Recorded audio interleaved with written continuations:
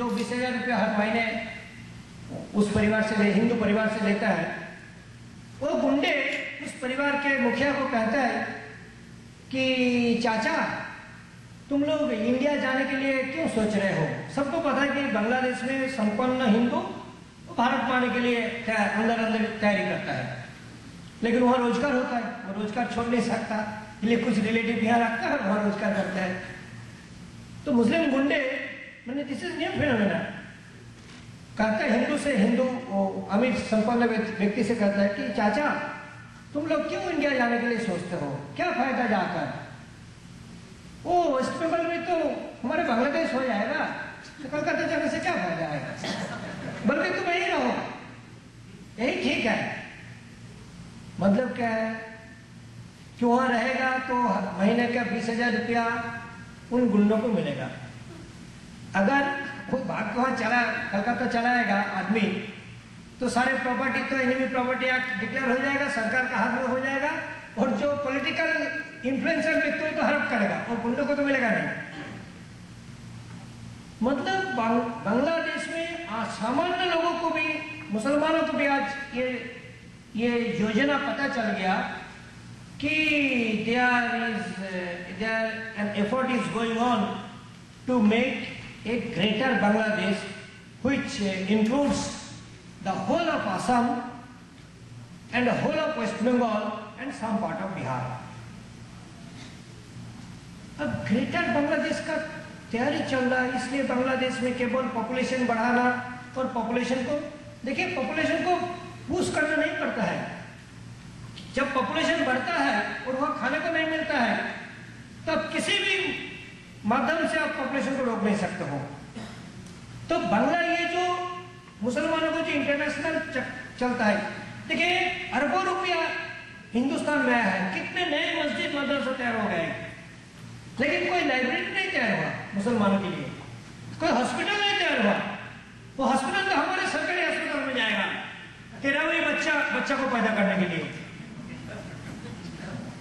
उनका पैसा जो अरब से जो पैसा आता है उसमें एक हॉस्पिटल नहीं बनाता है, इसके हेल्थ केयर सेंटर नहीं बनाता है, केवल मस्जिद और मदरसा। मुझे कष्ट होता है ये योजना समझाने में कि मुसलमानों को गरीब रखना ये उन्हीं का डिजाइन है, क्योंकि जितना गरीब रहेगा उतना अधिक बच्चा पैदा करेगा, और बच्चा पैदा करेगा तो बच्चा फैलेगा। लेकिन एक बात में उन्होंने अब इतना सफल अर्जन किया कि कितने भी पॉपुलेशन बढ़े, सबको रिलीजियस एजुकेशन, रिलीजियस ट्रेनिंग वो सबको देता है। कमल स्वामी कह रहे थे कि हिंदुओं में कितने मंदिर में जाता है, चलो कम जाता है, लेकिन जो जाते हैं उनको भी कोई हिंदू विचार तो नहीं मिलता है। एक घटना बोलने का मुझे पता नहीं, मैं दिल्ली का बजरंग दल का दायित्व में था। हम मंगलवार हनुमान चालीसा पाठ पढ़ते हैं किसी एरिया में पश्चिमी दिल्ली के। हमारे कोई पास जगह नहीं था, मंदिर में गए, हमारे बच्चे, और पंडित जी से बोला कि पंडित जी हम कुछ युवक आएंगे आपका मंदिर में हनुमान चालीसा पढ़ेंगे। बोला ठीक है आ जाओ। तो हमारे 20-25 लड़के गए, मंगलवार हनुमान चालीसा पाठ किया। पंडित जी का बहुत उत्साह आया, भाई मंदिर में युवा जाना एक उनके लिए अच्छी बात है। तो जब दूसरे मंगलवार गए तो देखा पंडित जी और दरिया बिछा के रखा है, प्रसाद की व्यवस्था किया है, छोटे छोटे हनुमान चालीसा 50 ला के रख दिया है, उन्होंने पूरा मदद किया पंडित जी, सब खुश। हाँ भाई 25-30 लड़के आते हैं, हनुमान चालीसा पाठ करते हैं।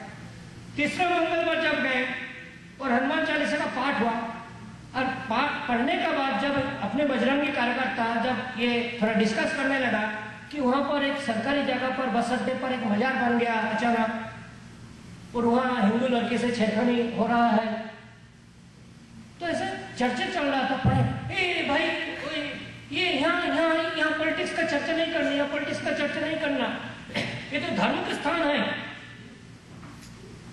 तुम पूजा पाठ करो, मंत्र उच्चारण करो, हनुमान चालीसा पाठ करो, लेकिन ये सब तुम जो कर रहे हो ना, ये धर्म नहीं है। तो ये जो धर्म की ये जो कॉन्सेप्ट है, आज के हिंदुओं का धर्म कर्म से अलग है। मंदिर में नहीं जाने एक दुख है, लेकिन मंदिर में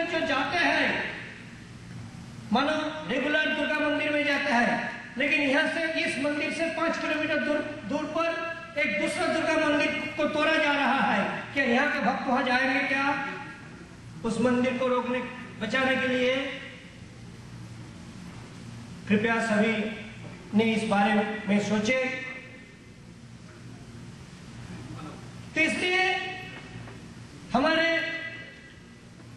बंगाल के गांव ग्रेटर बांग्लादेश बनाने के लिए जो साजिश चल रहा है और ये इस्लामिक डिजाइन चल रहा है, और बांग्लादेश में ही जनसंख्या पैदा करो और घुसपैठ के नाते, इन्फिल्ट्रेशन के नाते हिंदुस्तान में भेज दो और पूरा ईस्टर्न इंडिया को ग्रीन बना दो। और आपको पता है कि वेस्टर्न यूपी में उन्होंने एक हरित प्रदेश डिमांड भी कर दिया, जिसको अजीत सिंह ने समर्थन दे रहा है। वो हरित प्रदेश बनते ही और मुस्लिम मेजोरिटी प्रदेश बन जाएगा।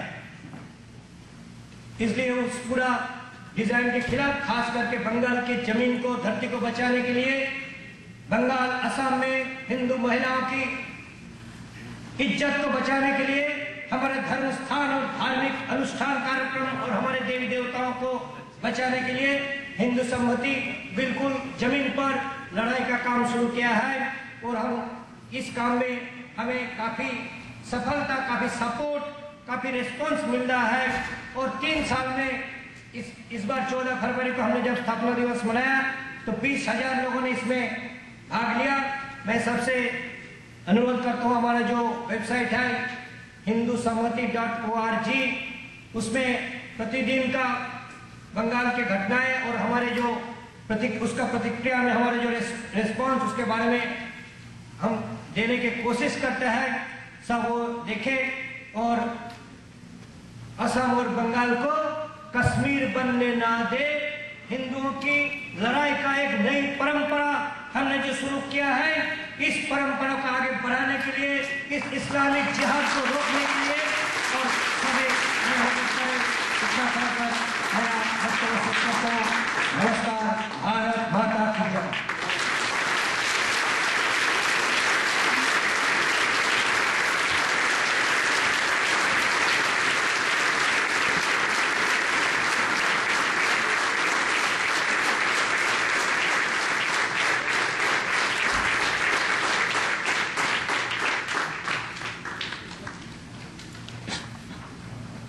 Doesn't your heart melt to hear what's happening in Bengal, right?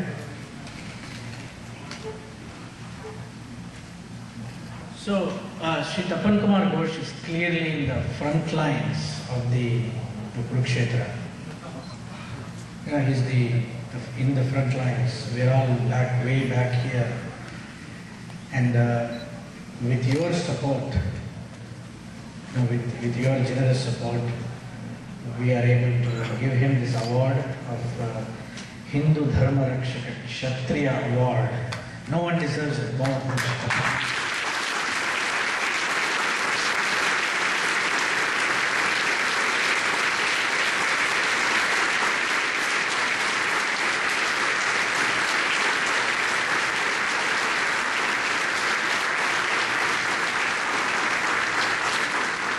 We have a check for $3,000 for Sri Tapan Kumar Ghosh. We hope it's a small contribution that will help him continue his work in West Bengal with his friends and his communities.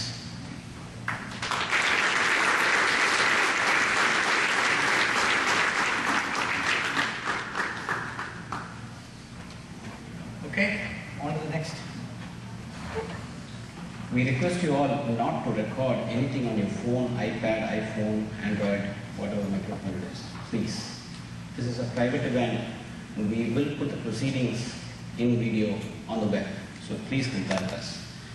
Now I invite Mrs. Sangeeta Chandrakanthan to introduce Dr. Swami.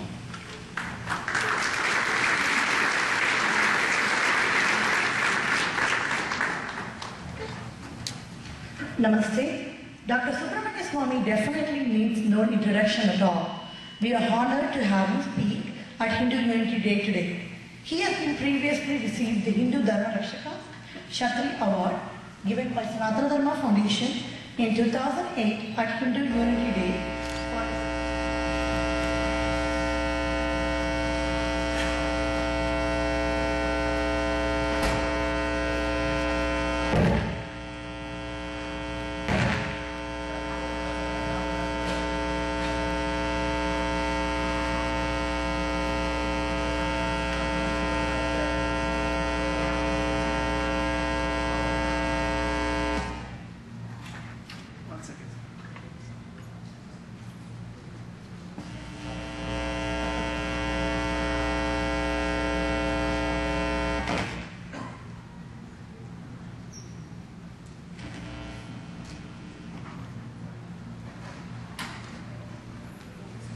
Dr. Swami has previously stated.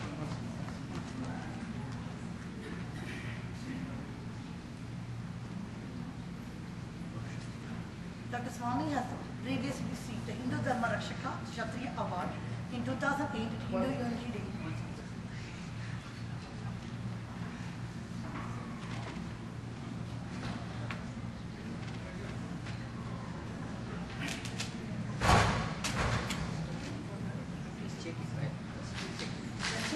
Justin?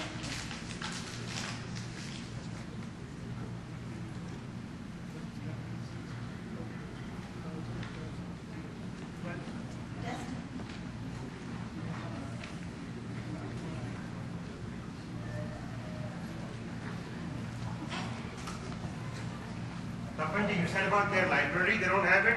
The reason is very simple, they only have one book. How can they have a library with one book? Right?